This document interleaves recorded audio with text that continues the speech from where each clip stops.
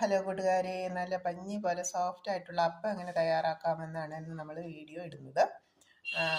നാല് നാല് മണിക്കൂർ കുതിർത്ത അരി അരച്ചെടുക്കുന്നു. അതിനുശേഷം അരി നല്ല സോഫ്റ്റായിട്ട് നന്നായിട്ട് അരയണം. അതിനുശേഷം നമ്മൾ അതിനാവശ്യത്തിനുള്ള തേങ്ങ കൂടി നന്നായിട്ട് അരച്ചെടുക്കുന്നു. അപ്പം അരി അരച്ചു, തേങ്ങ അരച്ചു, അത് മാവിലേക്ക് ചേർത്തു. ഈ അരി എടുത്തതിന് ആനുപാതികമായിട്ട് ഉള്ള ചോറ്, വലിയ സ്പൂണോ അല്ലെങ്കിൽ ഒരു തവിയോ, ചെറിയൊരു തവിയോ ചോറ് കൂടി ചേർത്ത് ഈ മാവിലേക്ക് ചേർത്ത് നന്നായിട്ട് മിക്സ് ചെയ്ത് ആവശ്യത്തിന് ഉപ്പും ചേർത്ത് നന്നായിട്ട് മിക്സ് ചെയ്ത് നമ്മൾ തലേ ദിവസം വെച്ച് കഴിഞ്ഞാൽ പിറ്റേന്ന് രാവിലെ നമുക്ക് നല്ല സോഫ്റ്റ് അപ്പം ചുട്ടെടുക്കാനായിട്ട് പറ്റും. നന്നായിട്ട് പുളിച്ച് നല്ല ഭംഗിയായിട്ട് ഇരിക്കുന്നുണ്ടാവും. അപ്പോൾ അത് ചുട്ടെടുത്ത് കഴിഞ്ഞാൽ നമുക്ക് നല്ല ടേസ്റ്റി ആയിട്ടുള്ള അപ്പം കിട്ടും.